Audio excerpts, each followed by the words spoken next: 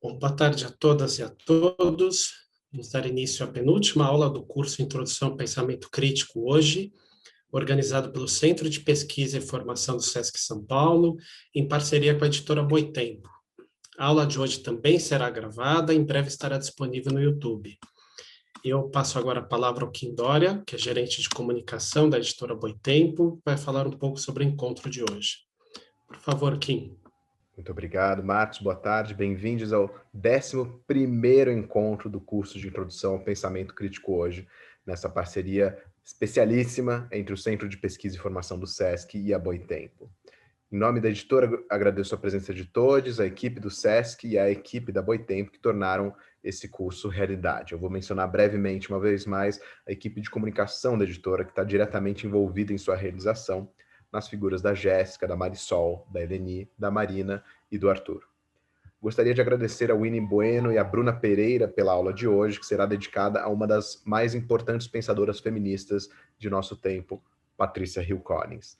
Esse é o 11º encontro do curso, que está encaminhando para o fim, e teve início com a aula sobre Slavoj Žižek, ou Zizek, apresentada por Vladimir Safatli, com a mediação da Silvia Viana, seguida da aula sobre Angela Davis, apresentada por Raquel Barreto, com mediação de Anne Kiangala, da aula sobre David Harvey, apresentada por Raquel Ronick, com mediação da Juliana Borges, da aula sobre Nancy Fraser, com apresentação de Yara Frateschi e mediação de Nathalie Bresciani, da aula sobre Domênico Lossurdo, apresentada por Jones Manuel, com mediação de Marina Machado Gouveia, todas essas já disponíveis no YouTube da Boitempo e do SESC. Em seguida, a gente teve também a aula sobre Maria Rita Kell, apresentada por Christian Dunker, com mediação de Priscila Santos, a aula sobre Silvia Federici, apresentada por Sabrina Fernandes, com mediação de Natália Neres, a aula sobre Giorgio Agamben, apresentada por Patrícia Peterle, e mediação de Daniel Fikes, a aula sobre Judith Butler, apresentada por Carla Rodrigues e mediada por Marília Moscovici, e mais recentemente, a aula sobre Istvan Meszaros, ou Meszaros, apresentada por Ricardo Antunes e mediada por Letícia Parks. Na aula de hoje, o Winnie Bueno vai apresentar a obra de Patrícia Hill Collins, de quem a Boitempo publicou o clássico Pensamento Feminista Negro, em 2019, e agora, em março de 2021, publica Interseccionalidade, escrito com Sirma Bilg, em edição que conta com texto de orelha e revisão técnica de Winnie Bueno. Aproveito para reforçar o convite de que acompanhem a Boitempo em suas redes sociais, no Instagram, Twitter, Facebook, YouTube, blog, e também assinando nossa newsletter para não depender dos algoritmos das redes sociais. Em breve, vamos anunciar notícias muito boas para quem gosta da obra de Patrícia Hill Collins, então fiquem atentos. Vou passar então a palavra para Bruna Pereira, que será responsável pela mediação da aula de hoje. Lembrando que vocês podem fazer perguntas por escrito no chat e as questões serão encaminhadas a ela. Bruna Cristina Jaqueto Pereira é doutora em Sociologia pela Universidade de Brasília e autora do livro Dengos e Zangas das Mulheres Moringa, Vivências Afetivo-Sexuais de Mulheres Negras, publicado em 2020 pelo LARC.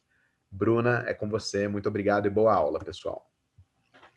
Boa tarde, pessoal. Eu gostaria de começar a minha fala agradecendo ao SESC e à Boitempo, especialmente ao Winnie, pela indicação para essa mediação. Sempre um prazer encontrá-la nesse circuito de pensamento de mulheres negras. E, bom, a Patrícia Hill Collins nos provoca a refletir sobre a seguinte questão: quem produz conhecimento considerado válido sobre a sociedade contemporânea? A autora, então, expande a nossa compreensão sobre o que é conhecimento, sobre como ele é produzido e por que ele pode ser produzido. O que passamos a enxergar quando incorporamos as vozes e pontos de vista que estiveram até então marginalizados, particularmente as vozes e pontos de vista de mulheres negras?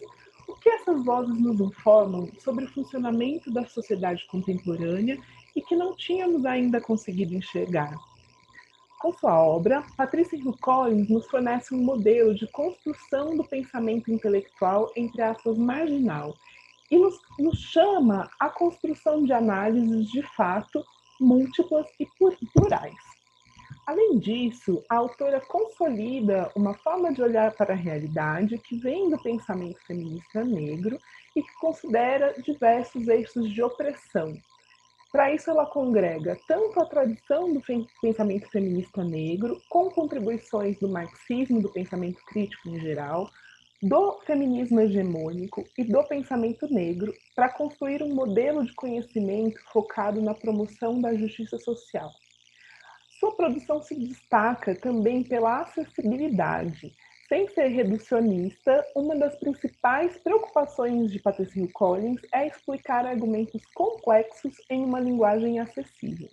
Como socióloga negra, eu encontrei essa possibilidade, na obra da Patricia Hill Collins, essa possibilidade de trazer o pensamento de mulheres negras para dentro da academia como um pensamento legítimo, como uma forma de conhecimento. A minha experiência pessoal com a Patricia Hill Collins, enfim, né, não só tive contato com a obra, mas também com a teoria, mas também com a teórica. A partir de 2014, eu tenho uma irmã que fez o doutorado sanduíche com ela, em Maryland, e em 2014, ela veio para o Brasil, para o Festival Latinidades, e eu tive a oportunidade de conhecê-la, estamos em contato desde então, inclusive estivemos juntas em algumas atividades aqui em Brasília, na última vinda dela ao Brasil, em 2019. E eu conto isso não só porque é um grande prazer conhecê-la pessoalmente, mas porque eu queria compartilhar com vocês um dos traços que eu achei mais inspirador na pessoa, né? Que é uma crença quase inabalável na necessidade de se agir frente à opressão, inclusive e sobretudo em tempos difíceis. E eu acho que a gente não poderia ter uma mensagem mais adequada neste momento em que vivemos, então por isso eu deixo para vocês essa mensagem do que eu ganhei, né, de uma das coisas que eu ganhei dessa aproximação da Patricia Hill Collins, essa mensagem de que precisamos continuar agindo, mesmo em tempos difíceis e sobretudo em tempos difíceis. Para apresentar, então, a introdução ao pensamento desta autora incrível, eu chamo agora queridíssima e também incrível Winnie Bueno. A Winnie Bueno é Ialorixá, pesquisadora e escritora. Ela é bacharela e mestra em Direito, doutoranda em Sociologia e estuda o pensamento feminista negro nas Américas, especialmente a partir das trajetórias das ativistas do movimento negro brasileiro e da obra de Patricia Hill Collins. É autora do livro Imagens de Controle, um conceito do pensamento de Patricia Hill Collins, da editora Azul, que foi publicado em 2020. Recomendo, inclusive, o livro. Winnie, agora é com você.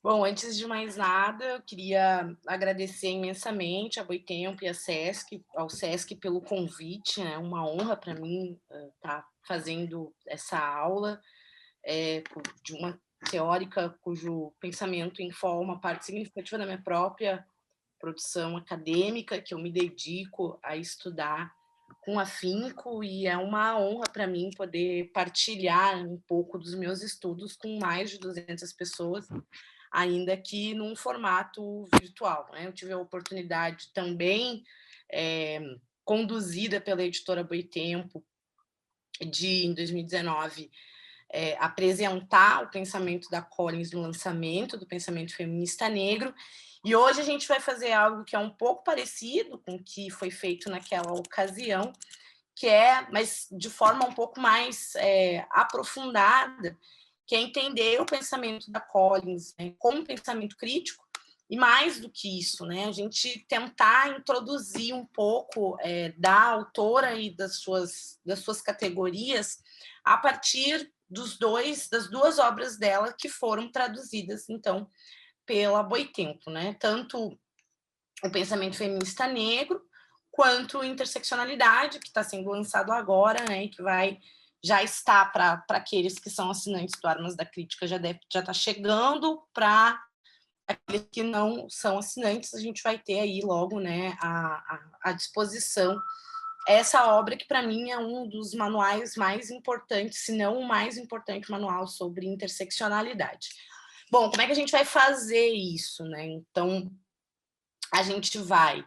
eu vou fazer uma apresentação geral, tanto da biografia quanto das contribuições, né, da autora. E no segundo momento, no final, a gente vai trabalhar com alguns conceitos que eu considero conceitos dorsais, né, no pensamento da Patricia Hill Collins, né? Então, a gente vai ter a possibilidade de explorar aqui de maneira bastante ampla, né? E a ideia é que a gente não vai sair daqui entendendo todo o pensamento da Collins, porque o pensamento da Collins ele é extremamente dinâmico, extremamente vivo, ela ainda está produzindo, isso é uma das coisas mais interessantes, na minha opinião, de você estudar o pensamento de uma teórica ou de um teórico que está produzindo, porque você alerta de a todo Google tempo, Chrome, né, pode... Apple Care, Deixa eu 37, aqui meus vírus.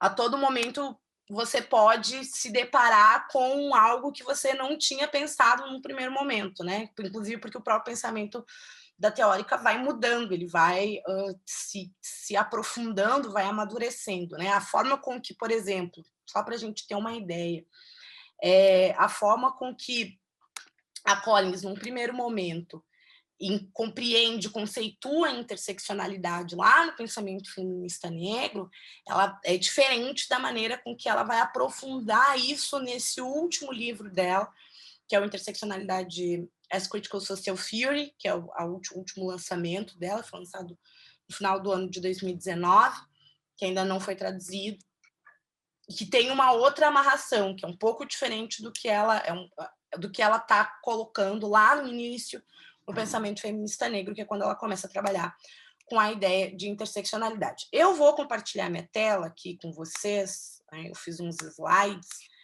Então, para a gente começar um pouco, já antecipei, né, que a gente vai ter essa aula, né, uma introdução nessa aula, uma introdução ao pensamento da Collins, e ela foi construída basicamente a partir, então, dessas duas obras, das obras que foram traduzidas pela Boitempo, que é o pensamento feminista negro e o interseccionalidade. A gente vai abordar os conceitos chaves que estão tanto no pensamento feminista negro quanto no interseccionalidade, né? E também tratar um pouco de como circula o pensamento da Patricia Hill Collins no Brasil. Essa circulação ela tem uma relação direta com o ativismo intelectual de mulheres negras. Se a Collins circula hoje no Brasil, é porque o pensamento dela, as teorias que ela utiliza, os conceitos que ela utiliza, foram, de forma bastante profunda, circulados a partir do ativismo intelectual de mulheres negras, tanto na sua dimensão acadêmica, quanto na dimensão da produção de discursos, de textos, enfim, no campo do movimento social mesmo, né? Então, a gente vai ver, por exemplo, no contexto brasileiro, a gente vai ver lá na Luísa Baigos, em 95, a Luísa Baigos trazendo contribuições da Collins para estruturar o próprio problema do racismo e do sexismo no contexto brasileiro. Lá na Sueli Carneiro, a gente vai ter um diálogo com a Collins, sobretudo a partir do conceito de imagens de controle. Então, é a partir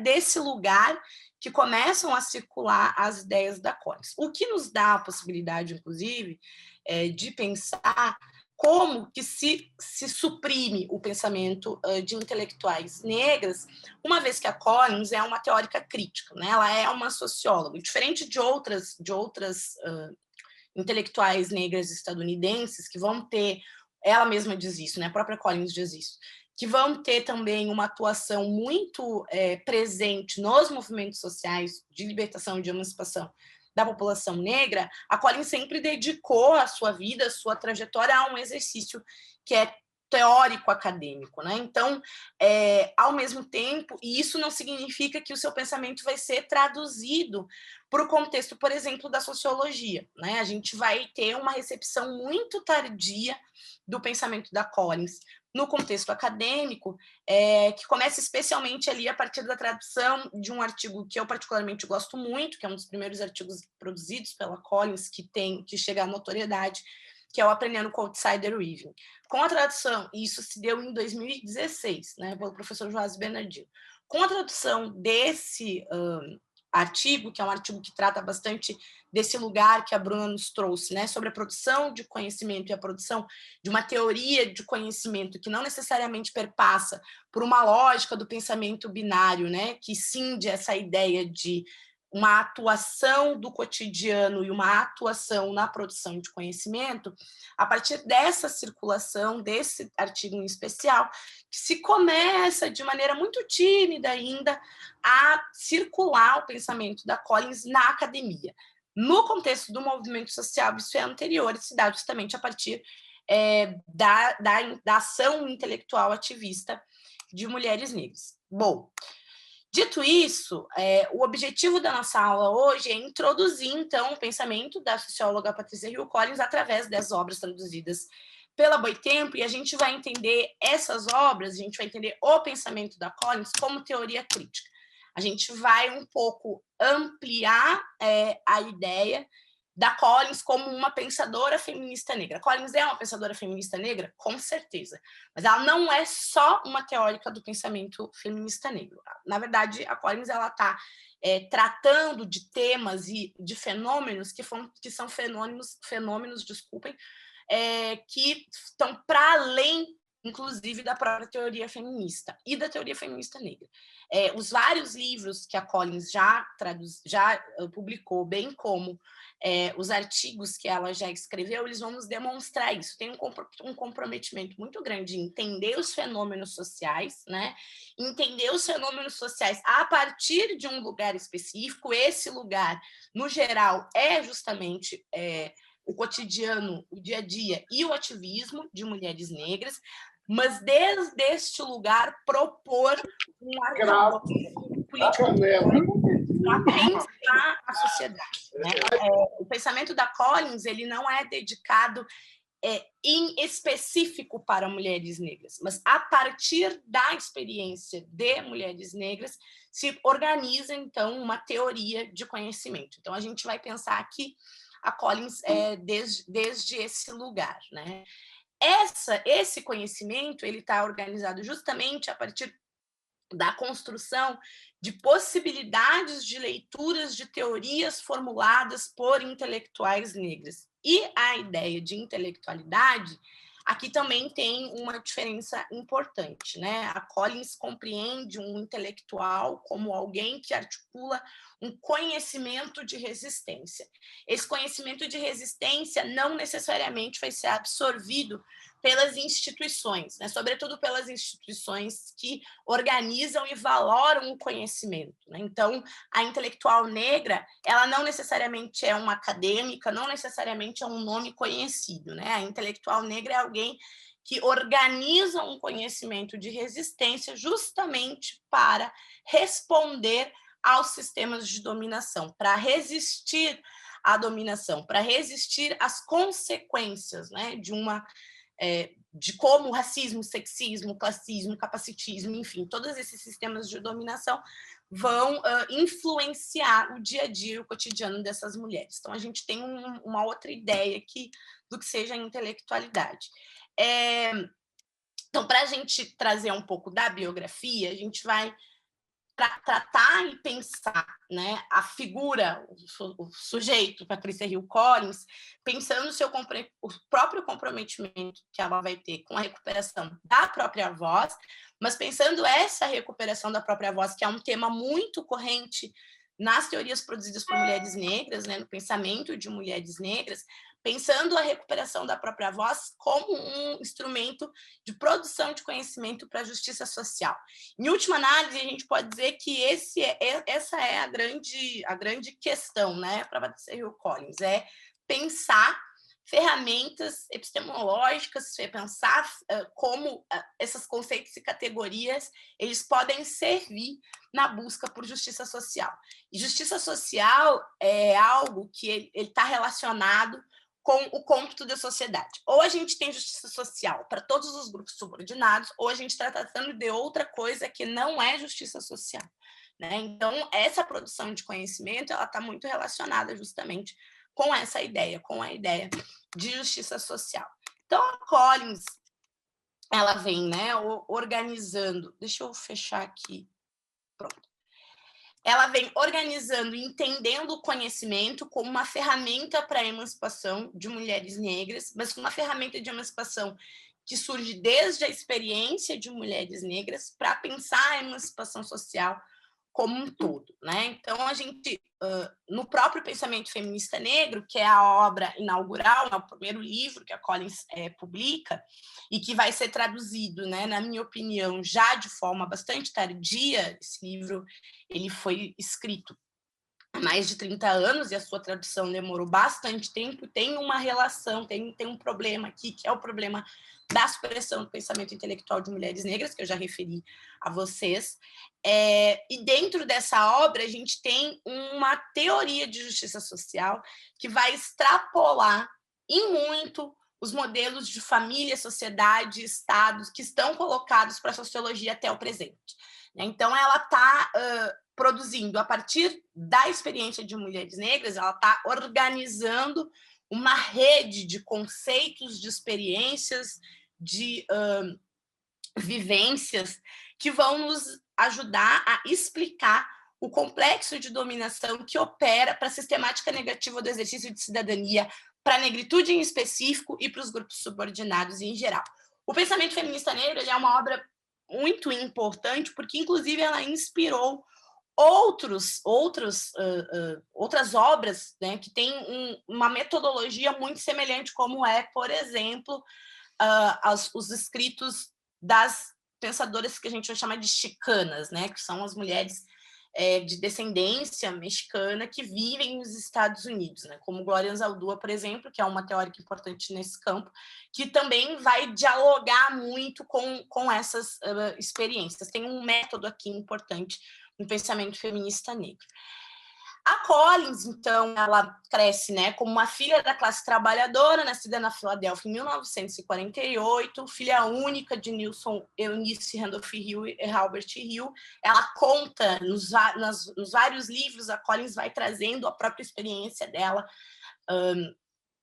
demonstrando, né, como que o seu crescer nessa sociedade, na sociedade estadunidense da década de 50, teve um impacto, né, na própria produção acadêmica dela.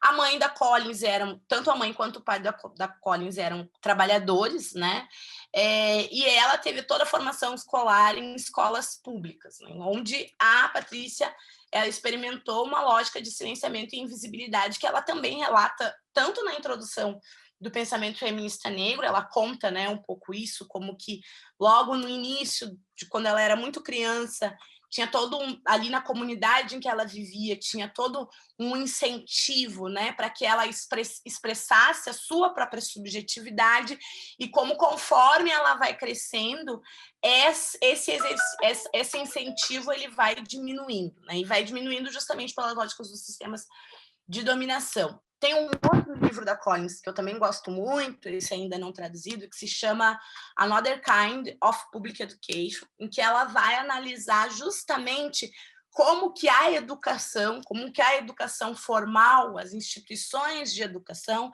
elas têm um papel central na manutenção da supremacia branca, né? Então, essa passagem, essa trajetória, né, nas escolas, tanto na sua fase de criança, quanto depois, enquanto educadora, também tem importância no pensamento que a Collins vai estar articulando, sobretudo no que diz respeito a tratar o silenciamento que é produzido pelo racismo e essas microagressões, as violências que vão estar circulando nas mais variadas experiências da negritude.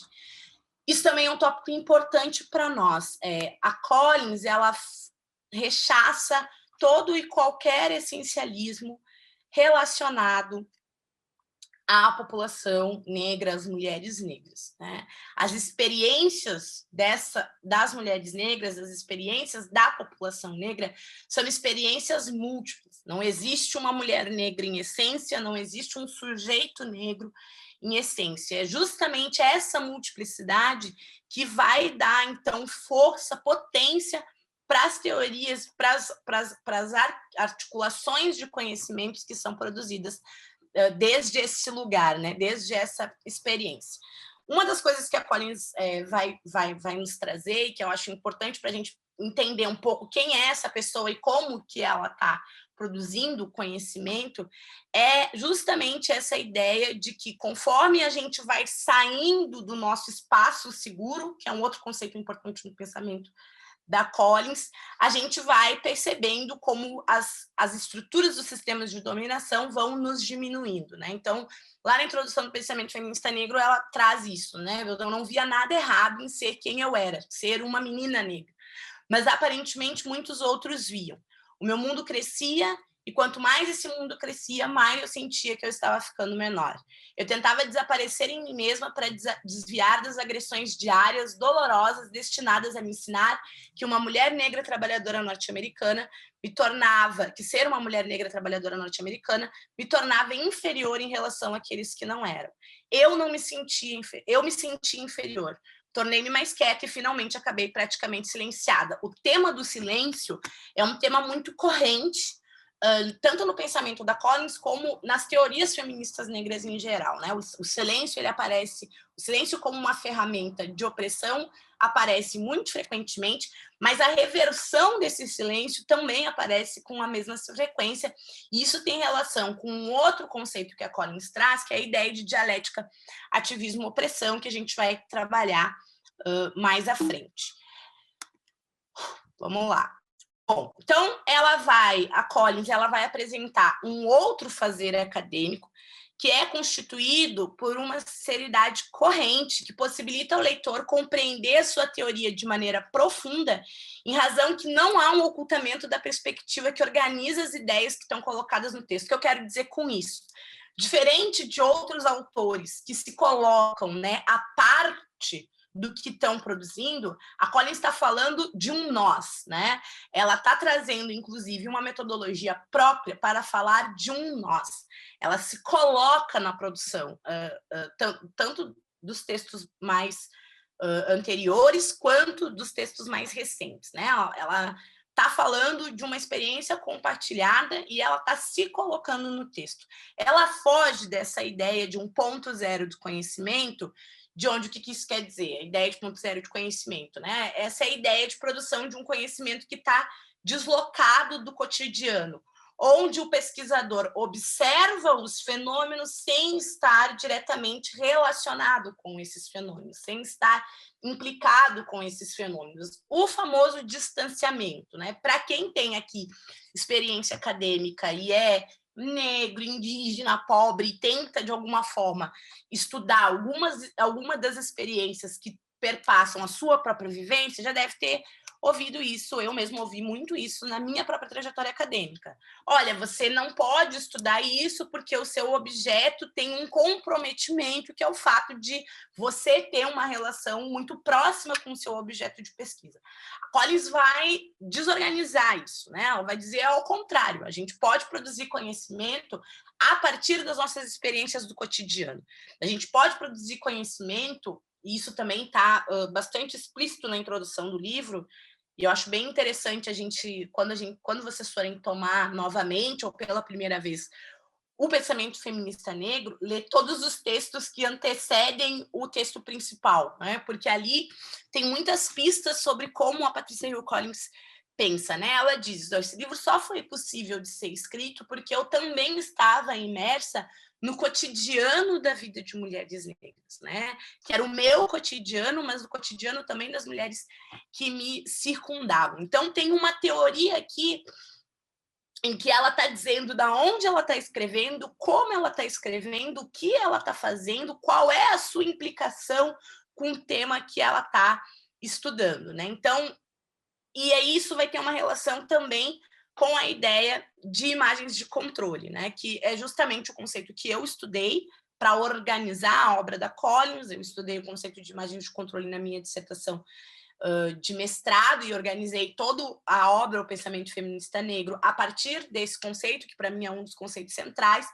Por quê? Porque é a partir desse dispositivo teórico-intelectual que a gente vai conseguir entender como que os sistemas de dominação eles vão apresentar uma forma ideológica que opera justamente na manutenção desse violento silenciamento que cala essas vozes, né? E aí, uma voz que outrora refletia a primavera, que é o que a própria Collins traz na apresentação do pensamento feminista negro, ela pode, né, se silenciar. Então, quando você silencia uma mulher negra, você silencia uma esperança de primavera. A reversão desse silenciamento perpassa por onde? Perpassa pelo próprio ativismo de mulheres negras. Ele não necessariamente é um silenciamento perene, né?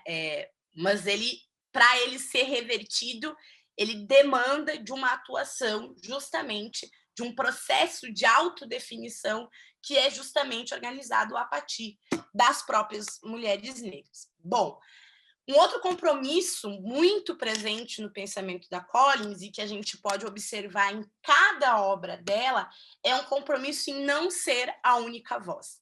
No próprio pensamento feminista negro, a gente vai lendo e a gente percebe que ela vai trazer quase que toda a referência, né, da obra está relacionado com resgatar tanto vozes silenciadas do pensamento de mulheres negras, do ativismo político de mulheres negras também, como, ao mesmo tempo, centralizar o pensamento dessas mulheres como um pensamento sociológico, né? Como uma teoria que possibilita analisar os fenômenos sociais.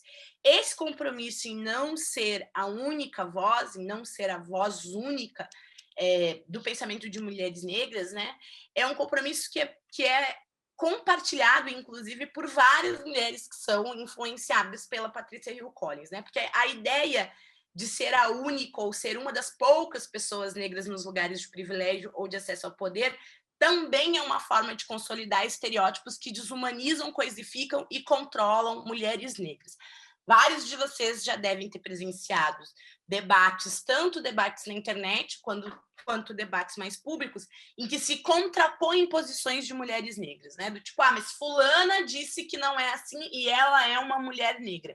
Como se essa fulana tivesse autorizada a falar por todas as mulheres negras. A Collins foge disso justamente porque foge de essencialismos a respeito da vida de mulheres negras. Mulheres negras, pessoas negras são plurais, assim como são todos os outros sujeitos.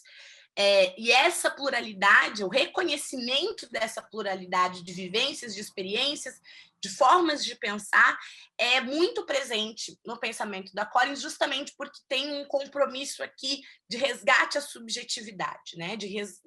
Tem uma organização aqui importante da subjetividade no pensamento da Collins, especialmente no pensamento feminista negro. Então, esse é um compromisso muito presente na obra dela, em que a gente vai conseguir observar em todos os livros, em todos os recursos, né, teóricos que a Collins articula. Bom, trazendo um pouco da trajetória acadêmica da Collins, a Collins se forma em Brandeis, com grande influência da Polly Murray, que é uma outra grande intelectual negra, sobre a qual muito pouco, né, se fala, faz o mestrado em Harvard, volta para Brandeis para fazer o doutorado, e aí, durante esse período todo em que ela está envolvida com a produção, né, acadêmica, que ela está envolvida com uma experiência de teorização, ela também vai ter uma experiência importante enquanto educadora, né? Vai trabalhar numa escola chamada São Joseph, onde ela vai conseguir, enfim, a partir dessa experiência enquanto professora, pensar uma série de perspectivas da própria pesquisa e da própria carreira, que entra de novo naquilo que eu trouxe para vocês a respeito do compromisso com o cotidiano, né? Então, a Collins vai dizer, eu nunca pretendi ser uma professora universitária, mas o alto nível que eu defini para mim mesma ao preparar os planos de aulas para os alunos do ensino médio, em um contexto que envolvia múltiplas tradições de justiça social, moldou o tipo de acadêmica e de professora que eu me tornei. São Joseph permitiu-me explorar as conexões entre a pedagogia crítica, a pesquisa engajada e as políticas de produção de conhecimento, atrasando por uma década o enfraquecimento do ethos, publicar ou parecer do ensino superior. Né? Então, por 10 anos, a Collins estava ali envolvida com uma escola que a gente chamaria aqui de escola de ensino médio, né? E desafiando essa ideia de que ou a gente se preocupa e se dedica a uma produção especificamente acadêmica, onde a gente vai publicar artigos, publicar livros, ou a gente vai trabalhar, né? Ela vai um pouco fazer as duas coisas, e a partir desse lugar, esse lugar vai potencializar muito da escrita dela, muito da produção teórica dela, né? ao invés de estar nesse lugar, né, onde, bom, ou eu escrevo ou eu dou aula, que isso vai trazer para a Collins, vai colocá-la num caminho diferente, né, de ser uma pesquisadora rigorosa e uma intelectual pública com um olho para as tradições de justiça social. Os alunos ali, né, essa experiência enquanto educadora vão ser, ou enfim, das várias outras experiências enquanto educadora comunitária que ela vai ter, vão fazer com que ela, inclusive, necessite produzir análises sofisticadas e acessíveis da desigualdade social, como a Bruna trouxe para nós, né? Então, os projetos de justiça social para Collins vão exigir processos dialógicos, né? Processos dialógicos que vão possibilitar, inclusive, um outro olhar para a produção da pesquisa.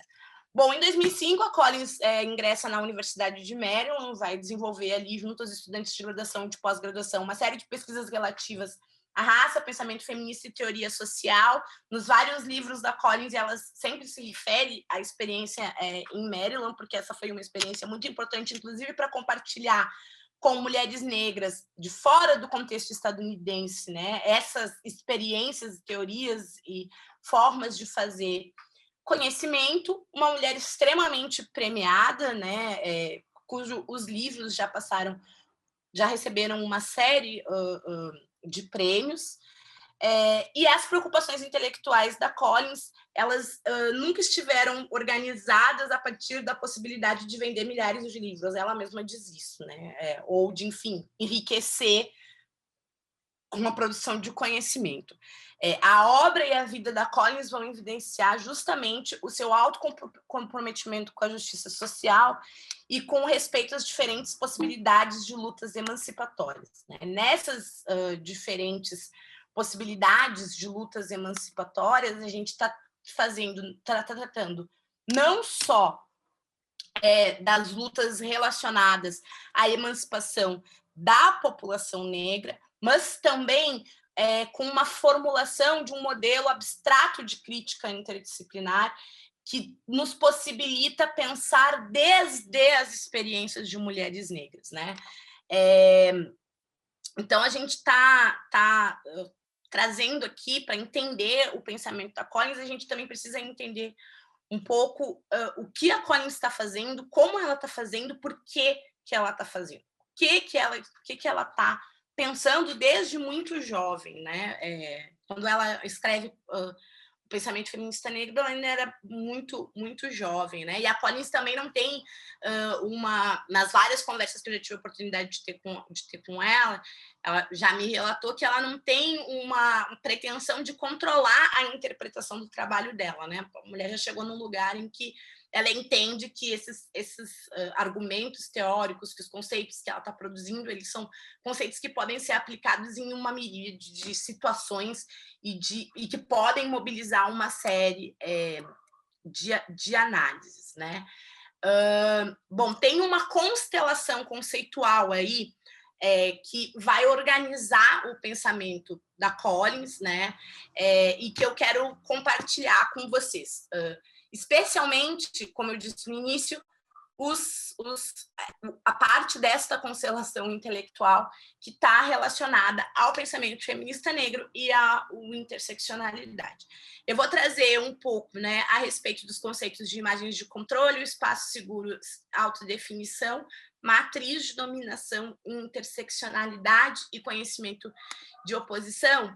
Mas antes, também é importante a gente pensar como se articula um pensamento feminista negro, que é justamente o primeiro livro que foi traduzido pela editora, e como que a partir dessa obra a gente vai ter uma série de considerações a partir da própria intelectualidade negra que fazem parte dessa circulação do pensamento feminista negro, cuja obra da Collins vai ter uma importância bastante central, né?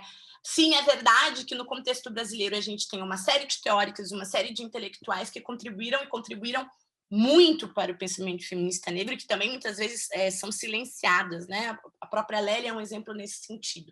Vocês tiveram aula com a Raquel, parte de vocês teve aula com a Raquel Barreto, e nas nas considerações da Raquel sobre a Angela Davis, a gente consegue perceber isso também. Mas também uma estrutura no pensamento da Collins e no pensamento feminista negro em geral, que nos possibilita enxergar um pouco de que compromissos estão colocados nessa produção.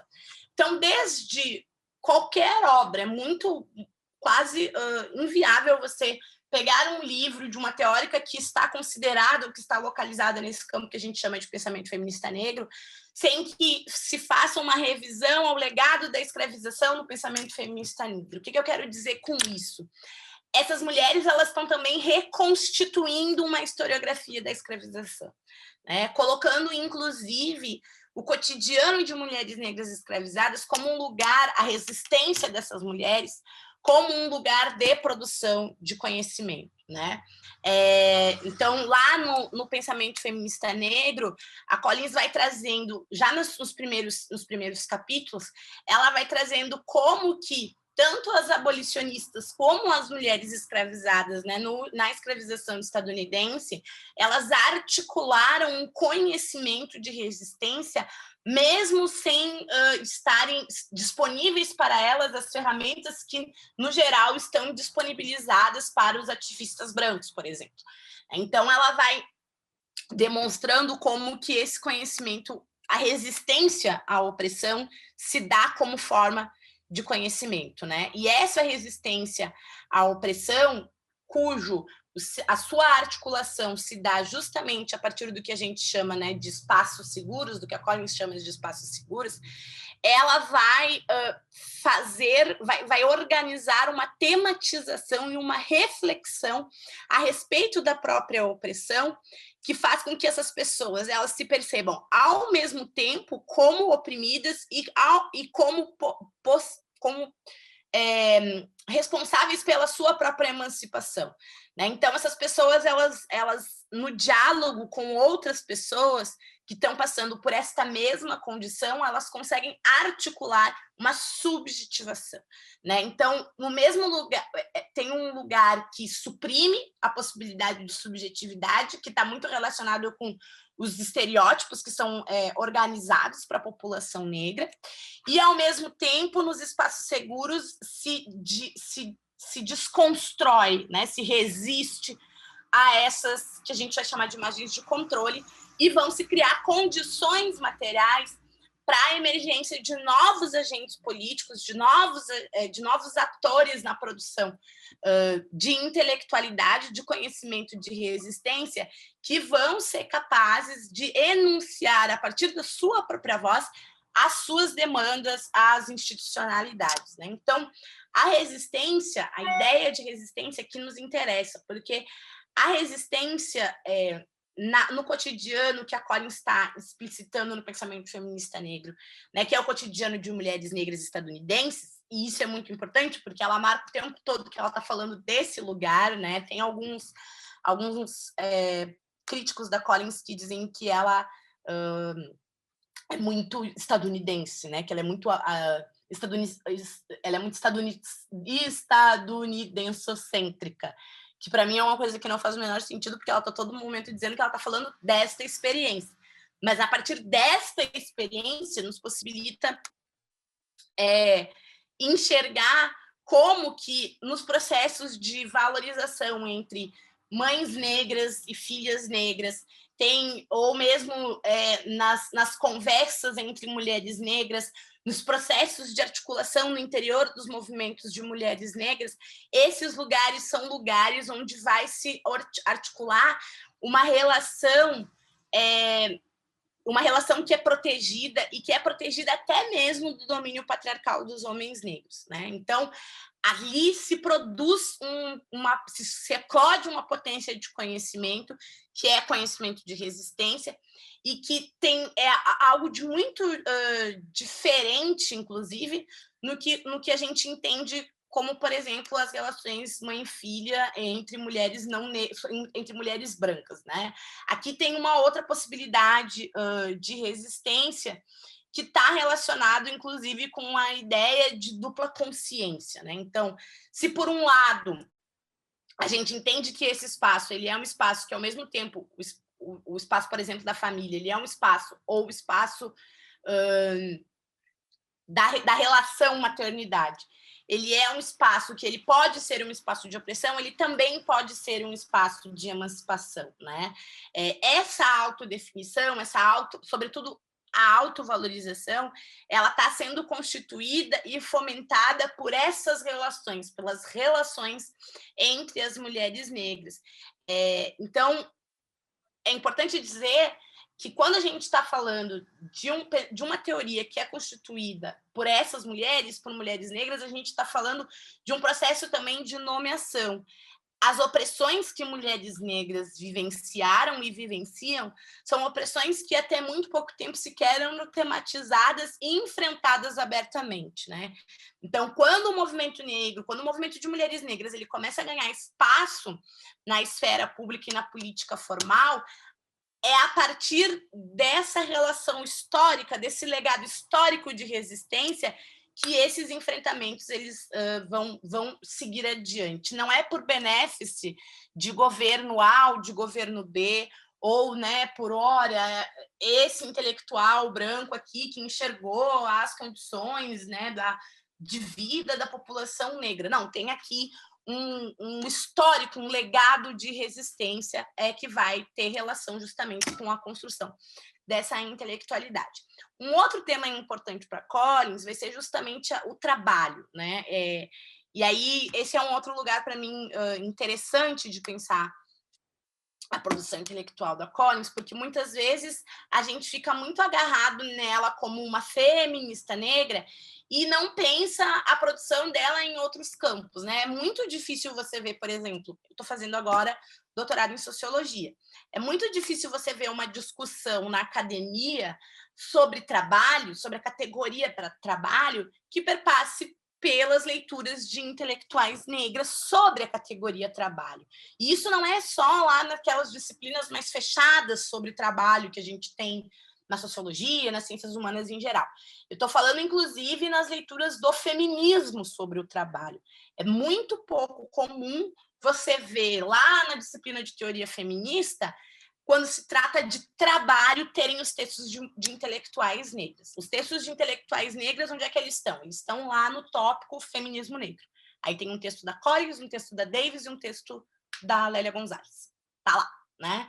Mas quando se tratam de outras temáticas, se retira as contribuições dessas mulheres. Inclusive porque as contribuições dessas mulheres contradizem e muito, explanam de maneira bastante mais ampla o que significam essas categorias na vivência de mulheres, né? Pensando mulheres como uma categoria não universalizada, né? Pensando mulheres na sua multiplicidade. Então, o trabalho... Desculpa, gente, deixa eu voltar aqui.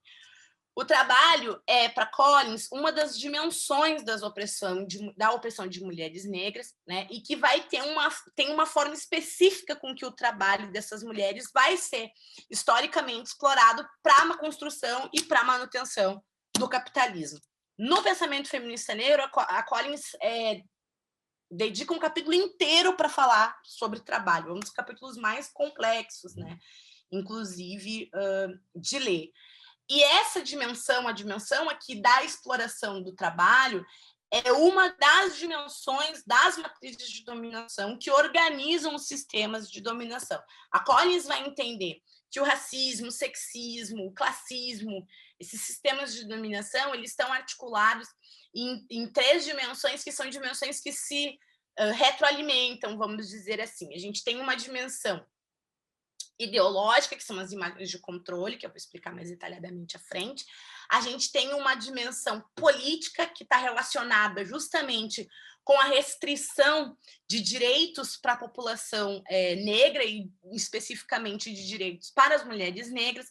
E a gente tem esta dimensão, que é a dimensão econômica, que está relacionada justamente com a exploração do trabalho de mulheres negras. Neste lugar, o lugar da exploração do trabalho de mulheres negras, ele vai ser fundamental para a construção e para a manutenção do capitalismo. E muitas vezes, com grande frequência, se lê o trabalho dentro de uma perspectiva muito ampla, que não dá conta deste específico que é fundamental para a gente entender como que esse sistema de exploração se mantém, né? Ele se mantém também a partir de uma dominação específica para corpos específicos. Bom, por fim, pensando aí nessa circulação, né, desses temas que vão circular muito no pensamento da Collins, a gente pode tratar das políticas do pensamento feminista negro. Dentro das políticas do pensamento feminista negro, a gente vai ter uma centralidade da resistência às imagens de controle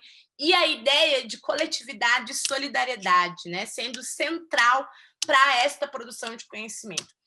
A Collins, inclusive, vai trazer a ideia de uma solidariedade flexível, né? O que isso quer dizer?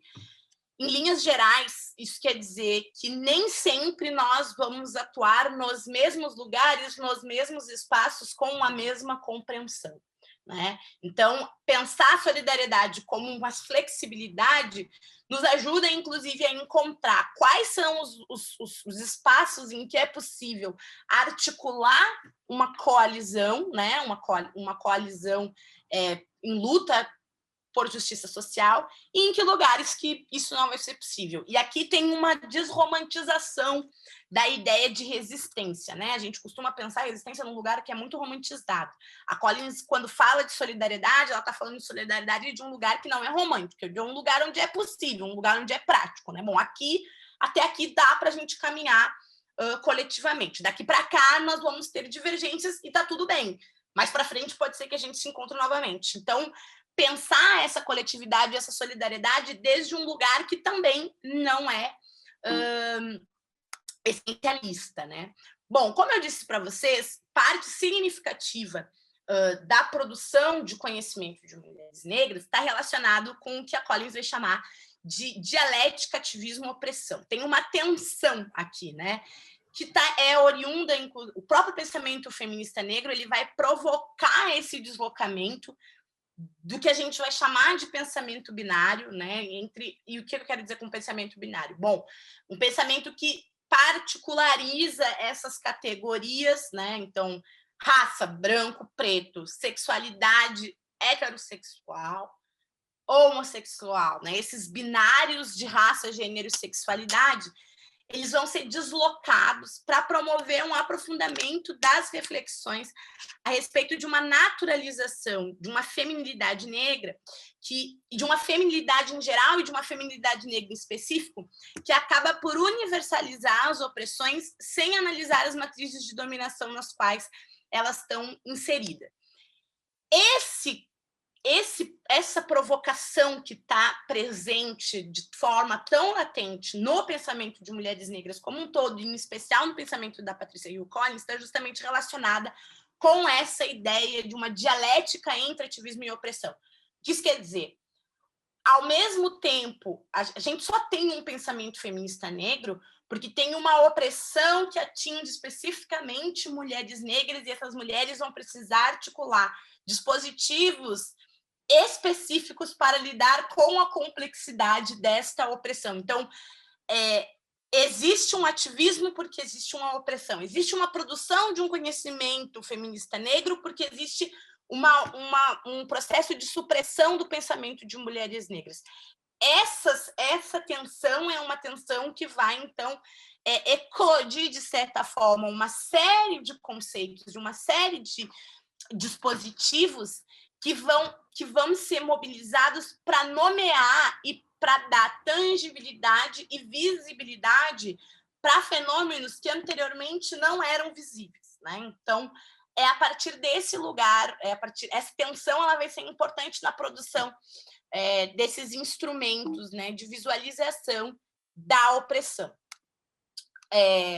Bom, quero tratar um pouquinho com vocês agora da ideia de imagens de controle, que é um dos conceitos que eu considero como espinhas dorsais, né, do pensamento da Collins. A Collins vai tratar de imagens de controle em várias de suas obras, né, muito especialmente num livro chamado Black Sexual Politics, que é um livro de 2007, que ainda não foi traduzido, e que ela vai ampliar essa discussão inicial que ela faz no pensamento feminista negro, né? Então, o conceito de imagens de controle ele também vai circular bastante, vai amadurecer bastante no pensamento da Collins, e ele é um conceito importante para a gente entender justamente essas dimensões que ela está trazendo, que ela vai trazer como dimensões das opressões para a população negra, né? Então, tem, em específico, mas lembrando sempre que quando ela está falando dessas dimensões dos sistemas de dominação, ela está falando dos sistemas de dominação de forma mais ampla. Mas as imagens de controle, e quando a gente pensa em imagens de controle, né, é importante a gente entender que a gente está tratando de uma das dimensões dos sistemas de dominação, né? Então, não é meramente uma categoria analítica, a gente está nomeando um fenômeno aqui, a gente está nomeando uma forma de naturalização e de normalização dos sistemas de dominação, e essas imagens de controle, elas vão produzir uma série de resistências que também são específicas, né? Que estão relacionadas, inclusive, com a ideia de autodefinição. Bom, as imagens de controle, elas têm um lugar aqui que a Collins vai evidenciar, que é uma dimensão intersubjetiva da luta, que está relacionada, da luta por direitos, né? Que está relacionada tanto com o que a gente chama de espaços seguros, como eu já trouxe para vocês, como essa relação com a resistência às imagens de controle. Essas imagens de controles, né, a construção que a Collins faz para explicar as imagens de controle, ela não está restrita à experiência de opressão de mulheres negras, né? A gente pode pensar as imagens de controle para pensar outras experiências de opressão, né? Não apenas essa experiência de mulheres negras, mas eu vou trazer e vou explicar um pouco desse conceito a partir justamente da experiência de mulheres negras, porque é como a Collins explica e foi também como eu estudei, né? Tem um ponto aqui importante quando a gente olha o conceito de imagens de controle, porque ela não é uma categoria, é uma categoria que também ela pode ser aplicada para pensar vários campos, né? Para pensar vários campos de conhecimento, inclusive. A gente pode produzir análises no campo da comunicação, da sociologia, da psicologia, do direito, que foi como eu fiz, a partir dessa categoria, pensando justamente as experiências de grupos oprimidos, né? de grupos subordinados. Então, o que são imagens de controle?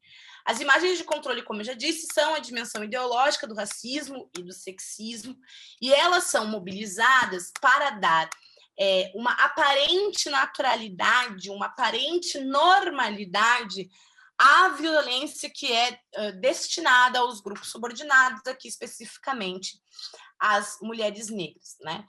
Então, a partir dessa lógica de naturalização e de normalização dos sistemas de dominação, e especialmente, né, da violência que é destinada aos grupos subordinados e para as mulheres negras, se constituem várias imagens de controle. As imagens de controle, elas não são fixas, né? Elas são tão dinâmicas quanto são dinâmicos os sistemas de dominação, mas elas apresentam esse lugar também de um lugar de uma produção de uma violência específica para um grupo específico, que está muito relacionado justamente com a forma com que os sistemas de dominação eles são interligados. Então, as imagens de controle, tem imagens de controle que são específicas para a sexualidade de mulheres negras, tem imagens de controle que são específicas à questão do trabalho de mulheres negras, mas toda a construção dessas imagens de controle, ela se permeia. Então, eu não vou explicar cada uma das imagens de controle, mas vou trazer um exemplo aqui para vocês. Quando a gente pensa em imagem de controle da Mami, né, que aqui nesse slide está representada por essa figura, né, que é o personagem de O Vento Levou, Mami, e que, enfim, é uma das figuras mais utilizadas para representar esta imagem de controle. O que a imagem de controle da Mami, ela aduz em primeiro momento? É justamente uma forma de consolidar uma ideia de mulheres negras como instrumentos compulsivos do trabalho. A mami, ela está ali na casa do branco, trabalhando para o branco, sem confrontar o branco, e sempre, de certa forma, conformada com a exploração do seu próprio trabalho. Bom, então essa é uma imagem de controle relacionada com o trabalho. Mas não só. Tem uma outra dimensão na imagem de controle da mami, que é justamente a questão da sexualidade. A mami, e aí, para aqueles que não assistiram O Vento Levou, talvez posso trazer um outro exemplo, que é um exemplo mais comum para a gente, que é a tia Anastácia. A tia Anastácia, que para nós aqui a gente vai equiparar a figura da mami, se vocês observarem as características, não só as características, mas observarem o arco narrativo da tia Anastácia, a gente vai observar algumas coisas muito peculiares e que se repetem nas várias outras figuras da mami que a gente vai observar. A tia Anastácia, ela não tem um companheiro. A tia Anastácia, ela não dialoga, ela não tem uma relação com outras pessoas negras. As pessoas negras que a tia Anastácia tem relação, a outra pessoa, né, negra que ela tem relação, e aqui estou tirando o Saci de fora, porque o Saci é um mito, né? Ele não aparece, ele aparece como folclore na leitura do Monteiro Lobato, que é um eugenista racista reconhecido. A outra pessoa com quem a tia Anastácia dialoga, a outra pessoa negra, é o tio Barnabé. E a relação da tia Anastácia com o tio Barnabé é uma relação que ela é qualquer coisa menos afetiva. E aí a gente tem uma outra imagem de controle aqui operando, que é a matriarca. A matriarca é justamente essa mulher negra, agressiva, que violenta e castra a possibilidade de masculinidade do homem negro. Mas, voltando à questão da sexualidade, aqui na imagem de controle da mami, a gente tem justamente isso, uma mulher que ela não tem sexualidade, ela é assexual. Ela é assexual justamente para que possa desenvolver compulsoriamente um trabalho para a família do branco que envolve uma dimensão afetiva, mas que protege a própria família do branco, e especialmente a mulher branca, da lascividade sexual da mulher negra, representado pela imagem de controle da Jezebel. Ou seja, no cotidiano, nas relações, e a Bruna, inclusive, pode contribuir bastante sobre essas questões das imagens de controle no que diz respeito às relações afetivas de mulheres negras, que ela trabalhou com isso na tese de doutoramento dela, mas o que eu quero dizer com tudo isso, que na dimensão, as imagens de controle, elas estão interrelacionadas na forma com que elas são mobilizadas no cotidiano e nas vivências, nas experiências de mulheres negras, né? Não é ou isso ou aquilo, tem uma conexão aqui entre essas várias imagens de controle que estão diretamente relacionadas com as várias formas de dominação que vão, então, atravessar o cotidiano das mulheres negras. As relações que essas imagens vão ter umas com as outras também vão complexificar a resistência que essas mulheres vão precisar articular para desmobilizar as imagens de controle, né? Então, tem aqui tem, de novo, uma importante relação com a noção de dupla consciência, né? Porque, ao mesmo tempo que essas mulheres elas têm noção de como esses estereótipos, né? Como que esses mecanismos de controle eles são mobilizados, muitas vezes elas optam em apresentar uma certa, como se fosse uma certa atuação, né, a partir desses estereótipos, justamente porque, para sobreviver, muitas vezes elas vão precisar representar esses papéis, né? Então, elas são capazes de perceber a complexidade dessas imagens, elas são capazes de perceber o substrato ideológico que essas imagens sustentam, né? E a gente pode ver isso, por exemplo, na música A Collins vai trabalhar especificamente como as mulheres no blues vão fazer essa reflexão, mas a gente pode observar, por exemplo, como as mulheres no samba vão fazer essa reflexão, mas ao mesmo tempo elas vão apresentar, quando necessário, vão brincar um pouco, né, com essas imagens para sobreviver, porque no fim do dia essas mulheres precisam botar comida dentro de casa, essas mulheres precisam resistir às várias formas de dominação, essas mulheres têm um compromisso com a sobrevivência do grupo, que é, enfim, bastante amplo, né? E isso aqui, essa noção é uma noção importante para a gente compreender também como que se naturalizam, né, os sistemas de dominação. Passado isso, e acho que já me encaminhando um pouco para o encerramento, para a gente ir tentando pensar de maneira mais rápida ali até às 5h30, né? A gente pode pensar um pouco da relevância do pensamento da Patricia Hill Collins para os estudos feministas e para os estudos de gênero. Primeiro, a Collins ela nos fornece uma estrutura analítica, especialmente no pensamento feminista negro, que vai possibilitar examinar os conceitos desse campo de produção de conhecimento e o contexto no qual eles operam, né?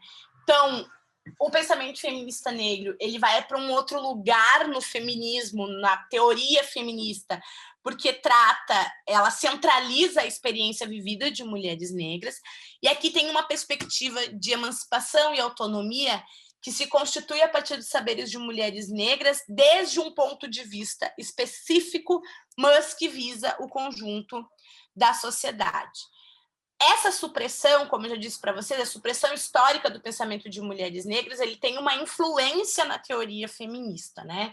Que é justamente essa tendência de universalização das experiências de mulheres a partir da experiência de mulheres brancas classe média.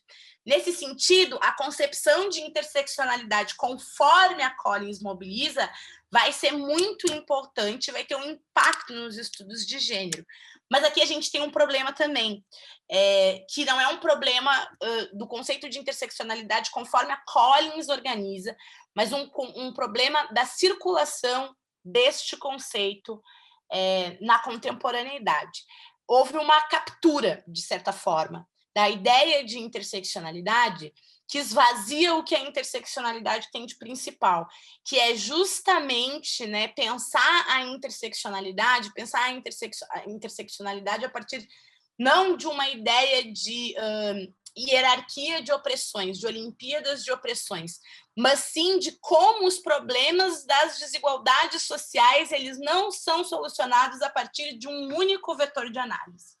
Né? Para pensar as múltiplas desigualdades sociais, a gente precisa pensar a partir de um lugar que possibilite analisar como que os sistemas de dominação vão mobilizar de forma diferente modos diferentes de manutenção dessas desigualdades sociais.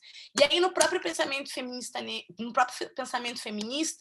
teóricas como a Claire Hemmings, a Ina Kerner e outras teóricas não negras, elas vão reposicionar a interseccionalidade a partir do pensamento da Patricia Hill Collins. A interseccionalidade é um conceito em disputa, né? E, enfim, o livro que vocês ou já receberam ou vão receber em breve ou vão poder adquirir, que é o Interseccionalidade, que é escrito em parceria em coautoria com a professora Sirma, é muito presente essa disputa. A interseccionalidade é um conceito muito mais amplo do que a gente pensa, né? Ele tem sido amplamente discutido e analisado pela teoria feminista no século XXI, mas a compreensão da interseccionalidade muitas vezes fica subsumida nessa lógica de supressão do pensamento de mulheres negras e também nessa lógica da voz única, que a gente falou lá no início, né? Se dá uma autoria para este conceito a uma específica mulher negra, e esse é um problema de quem dá autoria, não da autora, E aí se circula esse conceito a partir desse lugar, né? Muitas vezes, enfim, de forma muito rasa e de forma pouco comprometida com o que o conceito tem de central. A gente também vai pensar, vai analisar isso mais para adiante. Bom, a outra questão importante sobre as imagens de controle é como as imagens de controle são uma ferramenta de análise importante para compreender a ideia de matriz de dominação, que é um outro conceito fundamental no pensamento da Collins. Mas, enfim, as imagens de controle elas fazem parte de uma ideologia generalizada de dominação que opera a partir de uma lógica que nomeia, caracteriza e manipula significados das vidas de mulheres negras que são dissonantes daquilo que elas enunciam sobre si mesmas, né? No que diz respeito especificamente à forma com que as imagens de controle atuam para mulheres negras, essa ideia nos é interessante, né? Então, as imagens de controle fazem parte de uma ideologia generalizada de dominação e esses estereótipos a respeito da feminilidade negra, eles vão ter um significado específico, né? Que é justamente o poder de nomear, né, os valores sociais, de nomear as experiências vividas do outro. Ou seja, as imagens de controle, elas nomeiam uma experiência que não é a experiência de quem está nomeando, e por isso que é um importante instrumento de poder, né? Tem uma manipulação das experiências aqui dos grupos subordinados, enfim, que vai se dar tanto a partir de símbolos já existentes, como a partir da criação de novos símbolos. E aí, tratando de novos símbolos, por exemplo, para quem está acompanhando a edição de 2021, eu nem ia falar disso, mas esse exemplo é interessante. A edição 2021 do programa Big Brother Brasil, a gente já tem uma operação aqui de uma nova imagem de controle para mulheres negras acadêmicas, que está constituída de que forma? Pega-se uma experiência muito restrita, que está sendo ali televisionada, e que tem uma série de outros elementos, que é a experiência da Lumena, que é uma experiência que foi rechaçada pelo público em geral, né? A maneira com que a Lumena se coloca, ela foi rechaçada pelo público em geral. Eu não vou entrar aqui nos detalhes mais perniciosos dessa análise, mas vou trazer esse exemplo para a gente entender um pouquinho como se constituem novas imagens de controle. E aí, todas as mulheres negras que se manifestam a respeito de um determinado problema, utilizando conceitos acadêmicos, elas são chamadas de Lumena, como uma forma de desautorizar o conhecimento que é produzido por essas mulheres. Isso é novo, né? O processo de essa nomeação específica é nova, mas o processo de autoritário de desautorizar mulheres negras do lugar de teóricas, de produtoras de conhecimento, né, de mulheres que pensam e que produzem teoria, é antigo. Mas nessa nova dinâmica, né, na dinâmica que está colocada agora, é muito interessante você poder taxar a partir de uma experiência, as experiências de todas as mulheres negras, sem sequer colocar, né, todas as camadas que estão relacionadas com aquela experiência que está sendo televisionada ali, que, enfim, né, tem uma série de outros fatores para a gente pensar. Então, a forma com que os estereótipos são mobilizados para suprimir os direitos, para suprimir a vivência, para suprimir o acesso à cidadania de mulheres negras é fundamental para a gente compreender as opressões, para além do simplismo dessa leitura interseccional enviesada que está colocada na academia, e por isso tem uma relação com a matriz de dominação. Por quê? Porque a ideia de matriz de dominação, o conceito de matriz de dominação, ele vai nos ajudar a entender justamente como que os diferentes sistemas de dominação, eles vão organizar relações sociais e hierárquicas de poder. A matriz de dominação, ela se caracteriza justamente por um arranjo específico dos sistemas de subordinação, ou seja, tem um arranjo específico do sexismo, tem um arranjo específico do capacitismo, tem um arranjo específico do classismo. Ao mesmo tempo, entendendo que esses sistemas de dominação, eles são sobrepostos. A ideia de matriz de dominação retira de um lugar meramente da identidade do sujeito para colocar a ideia de organização de relação social, que está muito mais direcionada justamente com a ideia de estrutura, né? Então, os sistemas de opressão, eles estão interrelacionados, né? Então, racismo é um sistema de opressão, classismo é um sistema de opressão, o sexismo é um sistema de opressão, o etarismo é um sistema de opressão. E a organização destes sistemas de opressão, elas aparecem de forma específica, em contextos específicos, em esferas de poder específicas. Então, o que eu quero dizer com isso? A partir da ideia de matriz de dominação, lendo a matriz de dominação via imagens de controle, a gente consegue entender como que determinadas imagens de controles vão operar no contexto específico da academia, que é diferente de como essas imagens de controle vão operar no cotidiano de mulheres negras, sei lá, na favela. É diferente. Por que é diferente? É diferente porque a maneira com que se organiza essa esfera de poder é diferente. Contudo, os diferentes sistemas de dominação, eles continuam atuando nas experiências dessas mulheres. O fato de eu, Winnie, de Campos Bueno, não ser uma mulher favelada, ser uma mulher oriunda da classe média, né, acadêmica, enfim, tem toda uma outra experiência, não quer dizer que o racismo, o sexismo, o classismo não me atinja, mas me atinge de uma forma que não é a mesma forma que atinge mulheres que vão ter outras experiências. E isso está relacionado com a forma com que as matrizes de dominação se organizam, né? Então, esse conceito de matriz de dominação, ele é importante porque a Collins vai organizar, vai designar organizações, formas específicas das relações sociais e hierárquicas de poder. Vai entender que essa organização de poder, ela tem um contexto social específico, ela tem uma dinâmica específica, e é justamente por isso que ela funciona. A maneira com que o racismo opera nos Estados Unidos e opera no Brasil não se dá nas mesmas matrizes de dominação. Tem um contexto específico, certo? O global, o objetivo final é o mesmo, de manutenção da supremacia branca. Mas a maneira com que isso vai ser feito só funciona porque se molda um contexto específico. E isso tem a ver também com as imagens de controle. As imagens de controle funcionam justamente porque elas se moldam a um contexto específico. E aí, para resistir às imagens de controle, a gente vai ter, então, um ponto de vista autodefinido de mulheres negras, que eu já expliquei aqui para vocês, que vai se organizar justamente dentro daquilo que a gente chama de espaço seguro. Eu vou passar essa parte da dupla consciência, da autodefinição, porque eu já expliquei, mas vou voltar um pouquinho para a questão da autodefinição, para a gente entender esse conceito no pensamento da Collins, né?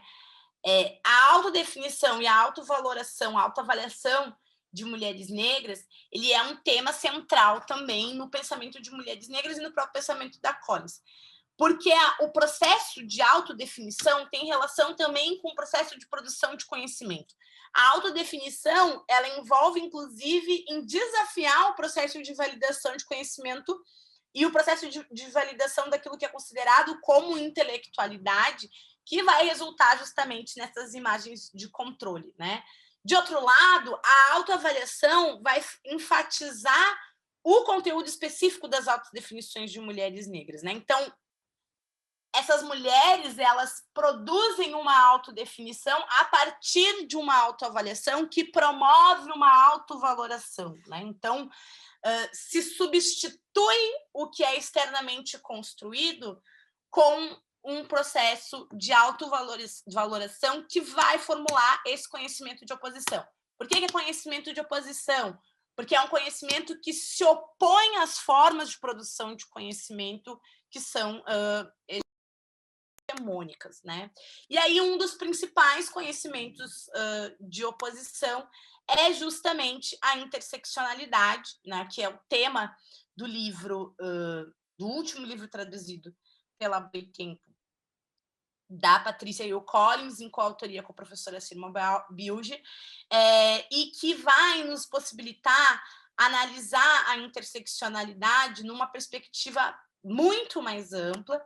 Esse livro ele é um livro muito importante porque a Collins e a Sirma estão organizando nesse livro uma espécie de manual introdutório da interseccionalidade, porque elas vão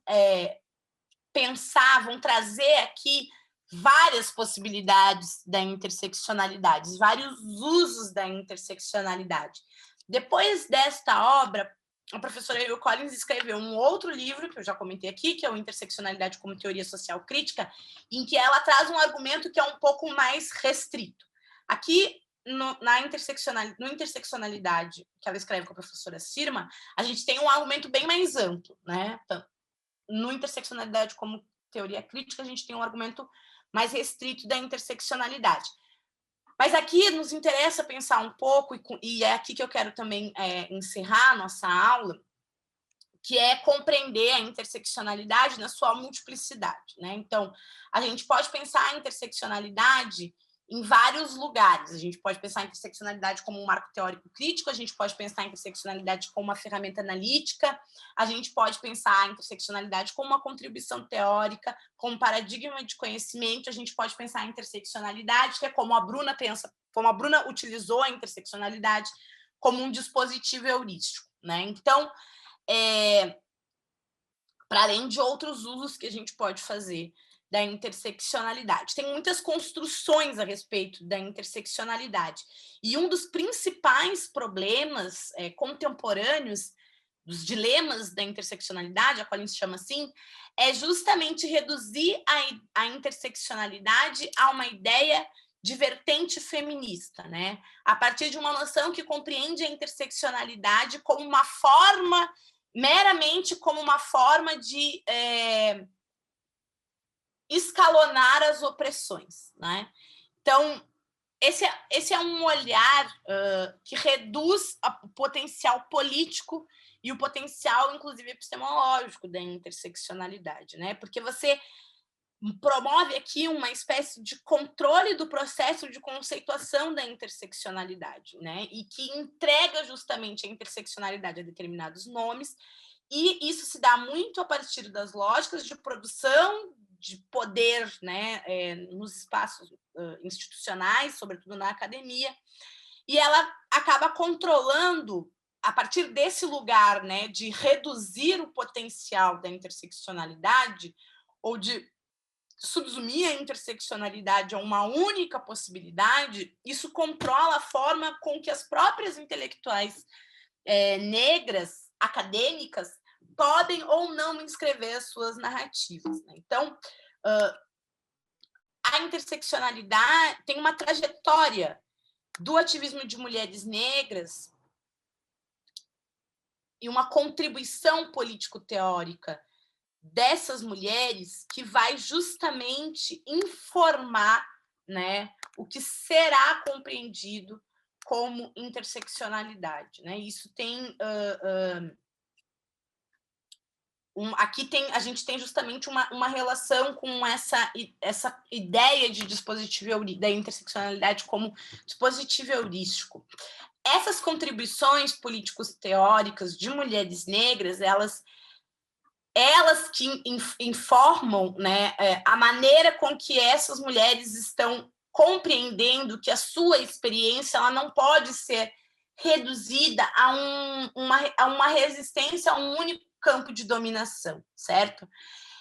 E desse lugar, esse lugar de onde essas mulheres estão enunciando, a partir de um ponto de vista autodefinido, a maneira com que os diversos sistemas de dominação vão interpelá-las, esse é um lugar que é suprimido, né? Por quê?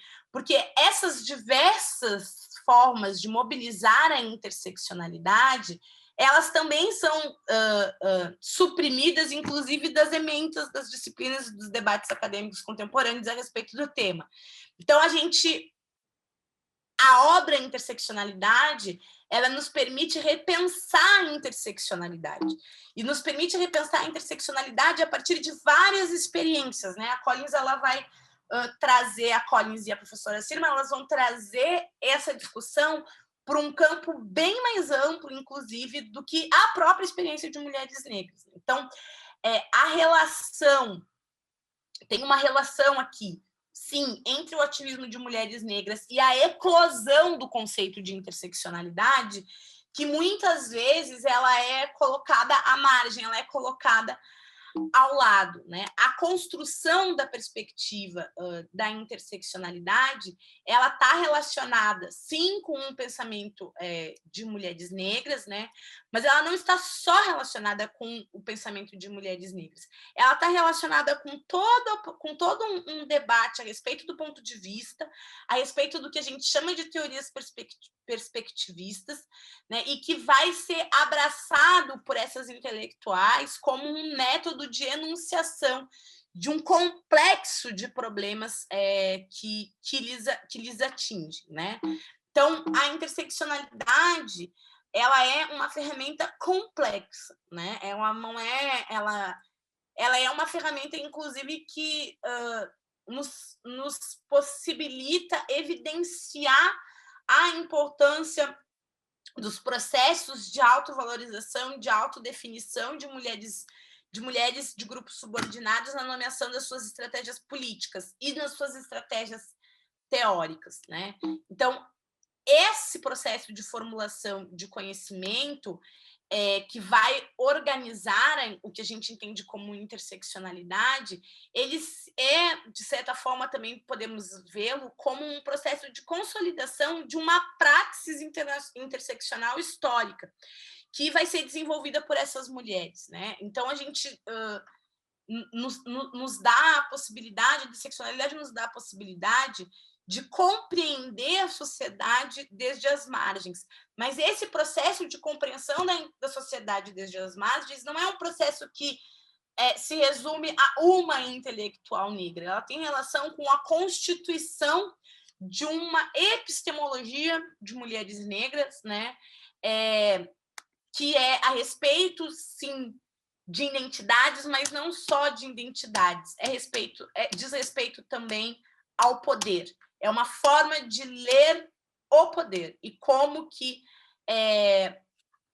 as razões, né, pelas quais a gente vai ser interpelados de formas distintas por esses vários sistemas de dominação.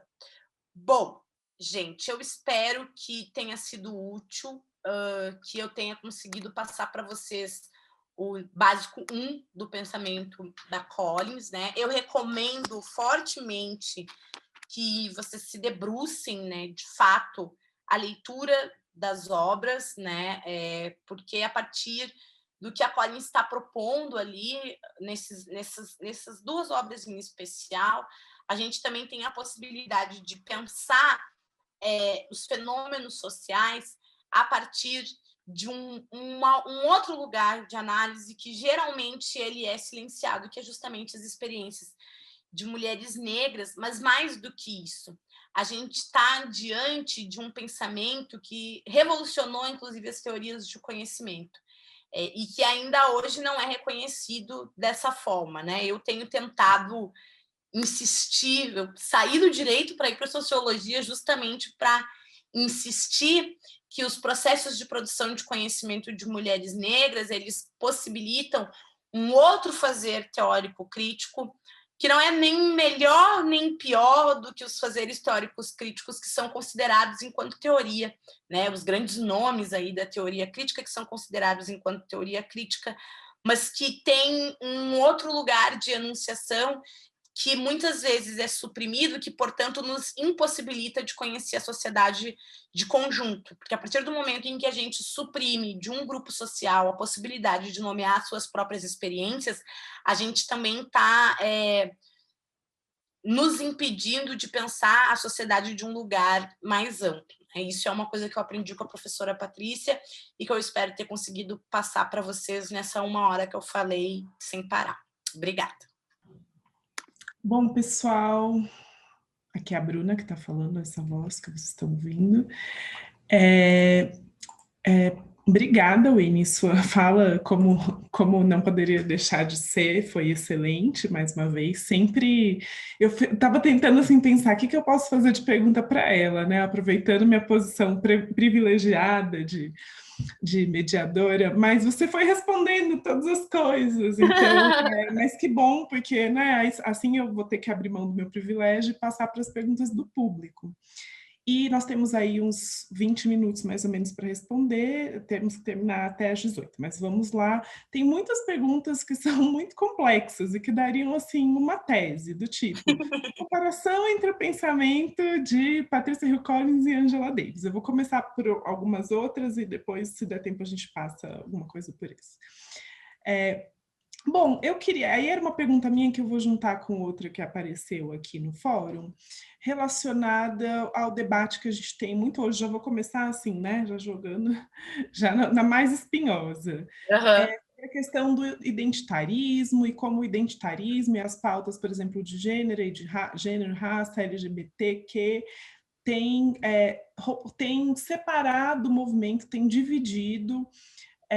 Então, eu queria saber de você, assim, como você acha que Patricia Hill Collins responderia essa crítica? A interseccionalidade, ela divide?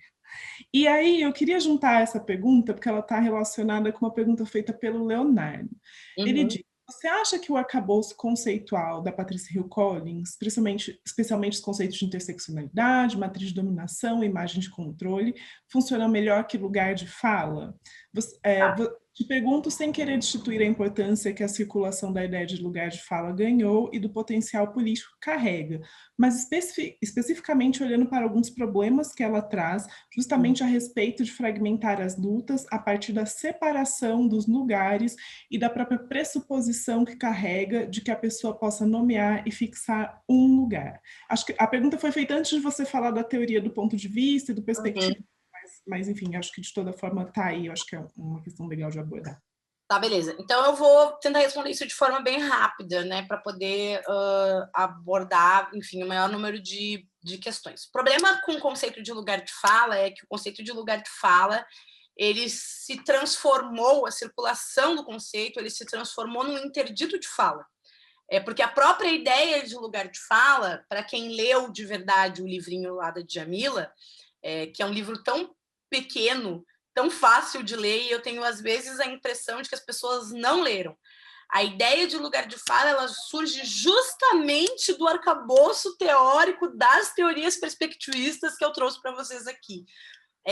Lugar de fala nada mais é o lugar de onde se está enunciando conhecimento, que é justamente o que a Collins está fazendo, né? Então, a ideia de lugar de fala e as teorias que a Collins está trazendo, elas não são díspares, ao contrário, todo o arcabouço que está localizado na ideia de lugar de fala, como é conceituado pela Djamila, e no original, né, que é justamente o conhecimento da Spivak, ela está relacionada em apenas situar de onde este conhecimento está surgindo, né? Que é a ideia de conhecimento situado, que é uma ideia muito comum entre os pensamentos de grupos subordinados, que é justamente organizada para que a gente possa exercer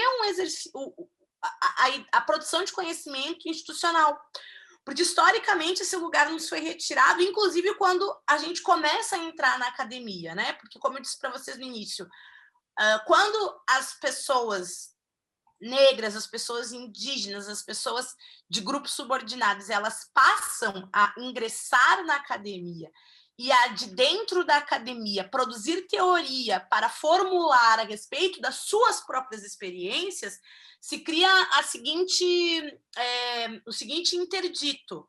Bom, você não pode fazer isso porque você tem uma relação de pertinência, de aproximação com o seu objeto de pesquisa. Porque essas pessoas, historicamente, foram objetos de conhecimento, né?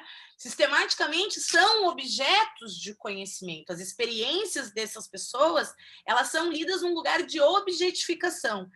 E a virulenta objetificação aprofunda a objetificação destes grupos, mulheres negras, a população negra em geral, os povos indígenas, né?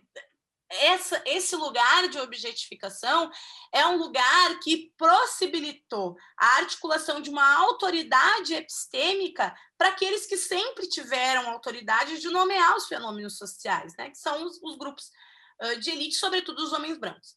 Então, quando a gente fala de teoria perspectivista, quando a gente fala de lugar de fala, a gente não está falando de que as pessoas estão impossibilitadas de, né? E isso criou um pouco essa impressão. O que a gente está dizendo é que a formulação do conhecimento tem uma relação com o lugar de onde você está produzindo esse conhecimento, né? Então, não é que o conceito de lugar de fala seja melhor ou pior que os arcabouços que são trazidos pela Patrícia Hill Collins. Na verdade, ele é desdobramento, né? O conceito de lugar de fala é justamente um desdobramento das teorias perspectivistas e um desdobramento de todo esse arcabouço conceitual que a Collins organiza para nós. Ele é um desdobramento de uma formulação teórica mais ampla, né? Então, o que se chama de lugar de fala não é muito diferente do que a gente chama de conhecimento situado, né? Agora, o que foi feito com esse conceito, como o que é feito com o conceito de interseccionalidade, é um problema justamente da manutenção das formas de controle da produção de conhecimento de grupos subordinados. Se esvazia, né? Se despolitiza essas palavras, essas ferramentas conceituais que são mobilizadas justamente por grupos subordinados, porque essa é uma forma de manter o conhecimento num mesmo lugar, né? Num lugar de que a autoridade para produzir conhecimento continua nos mesmos padrões hegemônicos que historicamente tiveram mobilizados. O conhecimento, e aí aqui a noção de epistemicídio é interessante para a gente, o conhecimento ele também é uma ferramenta de promoção e de manutenção de lógicas de violência, né? De lógicas de eliminação de sujeitos, a eliminação do pensamento, a eliminação, a localização dos grupos subordinados num lugar de não intelectualidade, num lugar, né, num lugar de inclusive de ingenuidade, né? Porque é muito comum o pensamento binário, ele tem essa potencialidade de dizer, inclusive, que aquelas pessoas que experienciam as opressões, elas não têm condições de nomear a própria experiência, né? E isso é algo muito comum, isso é muito comum, isso produz, inclusive, uma série de... Como é que a gente vê a produção de conhecimento na sociologia, por exemplo? Bom, eu, pessoa que estou de fora, né, eu vou aqui analisar esta experiência, eu vou conviver com estes sujeitos e vou traduzir, né, o que essas pessoas estão vivenciando. O pensamento feminista negro, a teoria de conhecimento do pensamento feminista negro, ela propõe o inverso disso. Ela está dizendo que nós vamos produzir os arcabouços teóricos, intelectuais, as palavras de luta. Tem um livro da Collins que, inclusive, tem esse nome, se chama Fighting Words, que aliás, é o meu favorito, é o que eu mais gosto. Nós vamos produzir as formulações que vão nomear as experiências que a gente está vivenciando. Isso significa que outras pessoas não podem se debruçar sobre essa experiência? Não, mas tem uma diferença na formação desse conhecimento quando quem faz essa análise está diretamente imbricado nessa análise e quando quem faz essa análise não está diretamente imbricado com a vivência dessa análise, né? Aqui o que a gente tem é um problema de circulação, né? E esse problema de circulação, eu inclusive escrevi um artigo sobre isso que deve sair a partir da ideia de interseccionalidade, que deve sair por logo, que é justamente, né, como que a academia, no interior das academias, né, no interior, a circulação desses conceitos, eles vão sendo despotencializados justamente por serem ferramentas de luta, né? Eles não são só Eles não são só fórmulas científicas, eles são ferramentas para um processo de emancipação, né? E a consciência dessa multiplicidade dessas experiências é justamente o que vai exigir um fazer político onde essas particularidades não sejam desprezadas, onde elas não sejam consideradas enquanto irrelevantes, né? E aí, esse conceito de lugar de fala, ele também tem essa potencialidade. O problema não é o conceito. O problema é justamente a maneira com que ele circulou e como muitas vezes ele é colocado, né, como uma interdição, como ele é mobilizado como uma espécie de... ele é mobilizado como uma espécie de ferramenta de silenciamento, e não é dessa forma que ele se organiza. Ele se organiza justamente por uma possibilidade de enunciação que historicamente foi suprimida desses grupos, né? Não só de mulheres negras, mas de outros grupos subordinados também. Não sei se eu respondi. Eu acho que sim. O pessoal está comemorando aqui, inclusive falando que você explica muito bem aqui o que eu também acho. Eu queria só fazer uma explicação assim, muito rápida antes de passar para a próxima pergunta, porque a Luísa Helena perguntou se dispositivo heurístico seria um dispositivo que se refere ao eu. Não, se refere, dispositivo heurístico, se eu posso falar, Winnie? Não sei se você... Óbvio, a pessoa que fez o uso do dispositivo heurístico a mais balizada para falar da interseccionalidade enquanto dispositivo heurístico é você. Ninguém é mais balizado. Não, gente, é assim, a Patrícia Hill Collins, inclusive, eu adoro ela, porque ela é super didática também, isso é, né, uma tradição no pensamento feminista negro, e ela fala assim, pega na Wikipedia, heurístico com H, e se refere, é uma ferramenta, digamos assim, de uma forma simplificada, é uma ferramenta para produzir conhecimento. Com isso, ela quer evitar que se ingesse o conceito como uma coisa, só pode ser usado assim ou assado. Então, a gente pode desdobrar ele em uma metodologia diferente do que outras autoras feministas negras propõem, como eu fiz, por exemplo. Então, é mais no sentido, interseccionalidade como um dispositivo heurístico, significa a gente ter essa flexibilidade para adaptar o conceito para enxergar outras camadas da realidade social. Assim, bem simples, bem rapidamente é isso. E agora eu queria fazer uma outra pergunta que eu achei também bem interessante. Todas são interessantes, né? Mas tem que escolher algumas. A da Amanda, que vai ser a nossa última, eu acho, que é como a Patrícia Hill Collins organiza essa metodologia nova, de forma a se colocar como parte do próprio objeto de pesquisa. Uhum. Pode falar mais sobre esse tema da metodologia? Há um novo tipo de escrita ou de estruturação do pensamento da autora? Então, a Collins explica isso detalhadamente na apresentação do pensamento feminista negro, né? O que ela está propondo como metodologia é justamente o lugar de distensionar essa ideia do pensamento binário, onde você tem um objeto e um ator da pesquisa, né? Então, você tem ali algo que não é sujeito, né, que é o objeto de pesquisa, e algo que se sujeita, que é quem faz a pesquisa. Então, essa metodologia que a Collins está propondo, que ela propõe no pensamento feminista negro, é uma metodologia em que você desarticula essa ideia de que, por exemplo, você analisa um discurso desde fora, né? Você pode analisar um discurso junto com quem está produzindo o discurso. Você pode, que é um pouco justamente o que ela faz, né?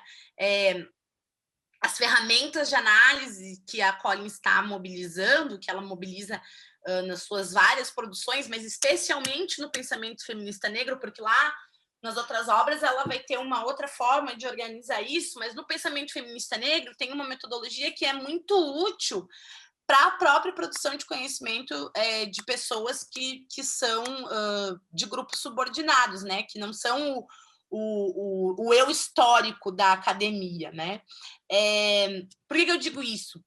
Quando eu fiz a dissertação, né? Isso foi uma das coisas que mais me preocupou, assim, justamente eu eu fiz uma dissertação que é profundamente teórica, né? É uma possibilidade de leitura do pensamento feminista negro. Eu, inclusive, recomendo ler o meu livro junto com o pensamento feminista negro, porque apesar de o livro ser de muito fácil acesso, ao mesmo tempo, a maneira com que a Collins organiza as várias camadas do livro, muitas vezes fazem com que a gente não entenda muito bem o que é que ela está, né, fazendo. Então, eu organizei uma possibilidade de leitura do texto, né? Mas essa metodologia, trazendo especificamente a metodologia, é uma metodologia que trata do nós, né? Como eu disse no início da nossa apresentação.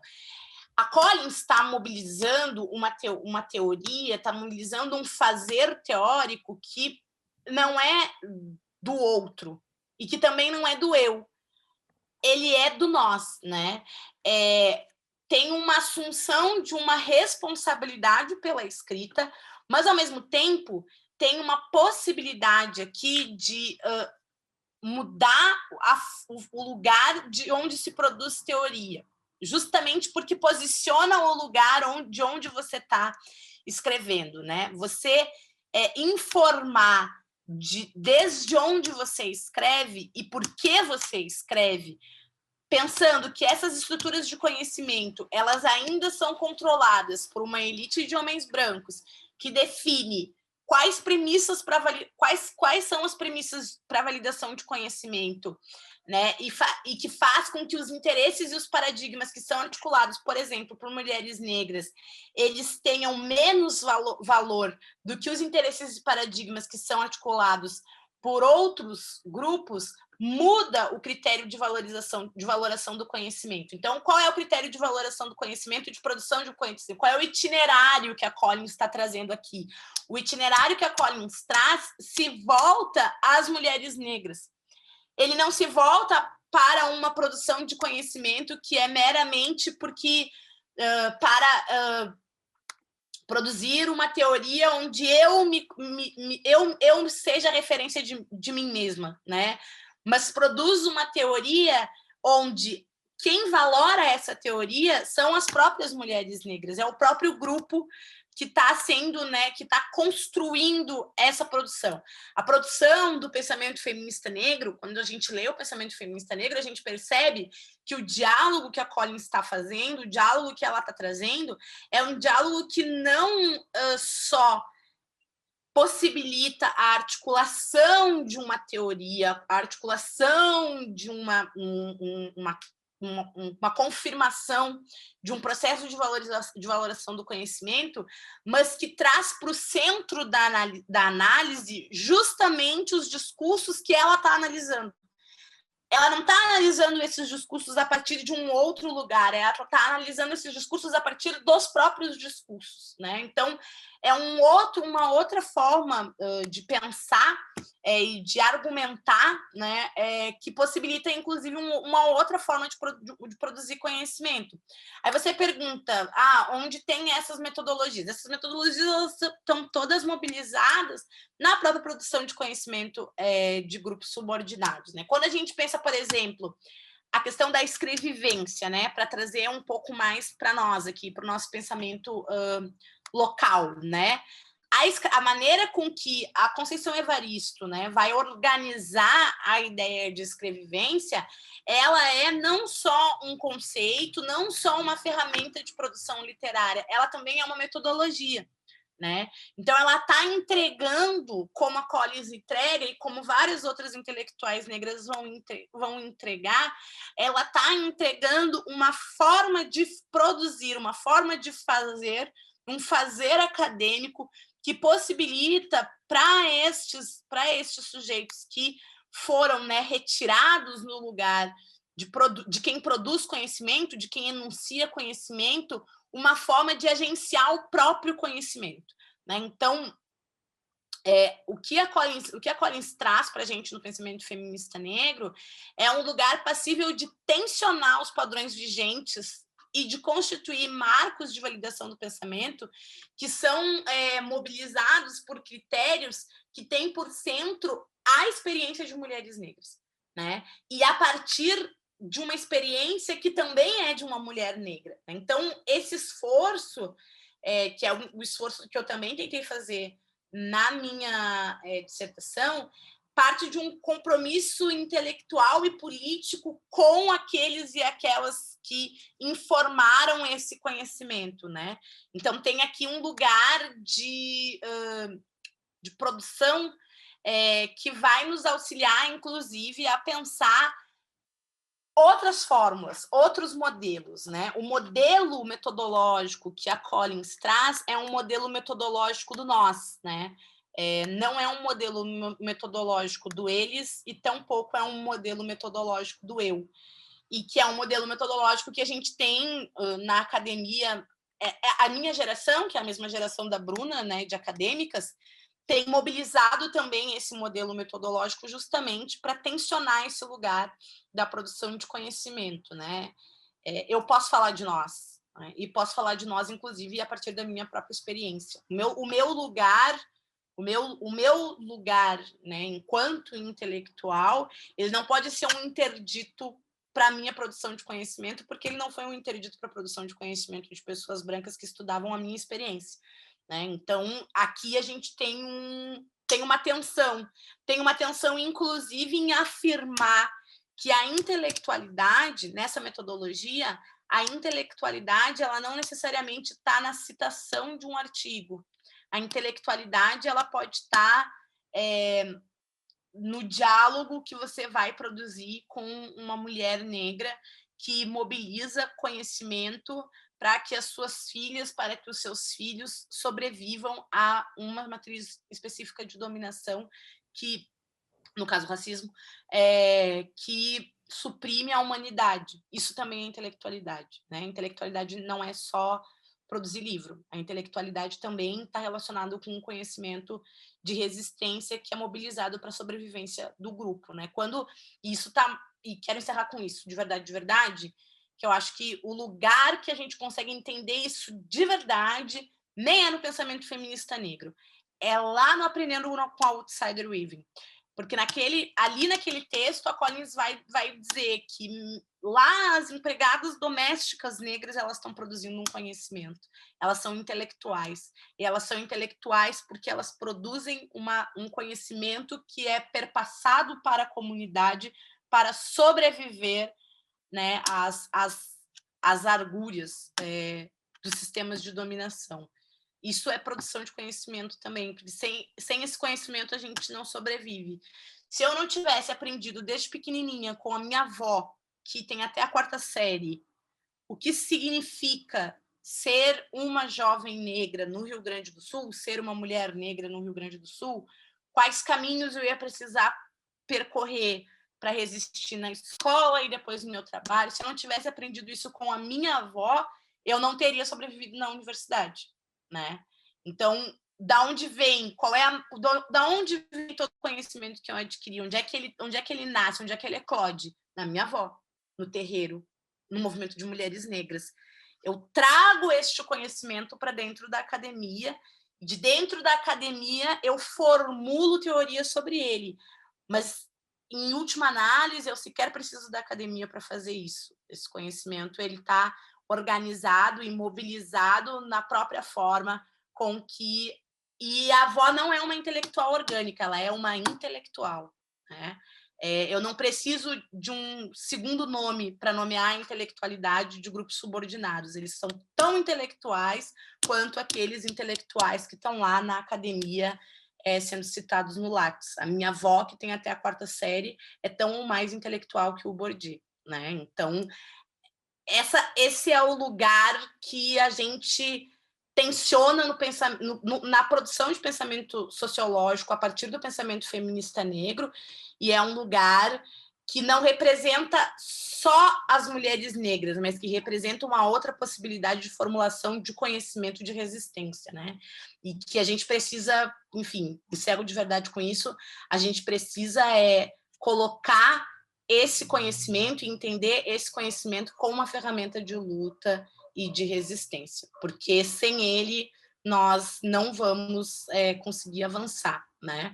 Se a gente não consegue entender a resistência de mulheres negras quilombolas como conhecimento, se a gente não consegue aprender e capturar com essas mulheres que isso é conhecimento e que esse conhecimento ele é potente para a gente resistir ao que está colocado no agora, a gente não vai sair desse agora tão cedo. A gente vai continuar vivendo, né, num lugar onde a única coisa que a gente tem é a razão, vivendo num país em que se nega que a gente está vivendo uma pandemia e que um mês depois de anunciado as vacinas, a gente não vacinou ainda nem 10% da população brasileira, porque a gente segue insistindo em hierarquizar conhecimentos de resistência.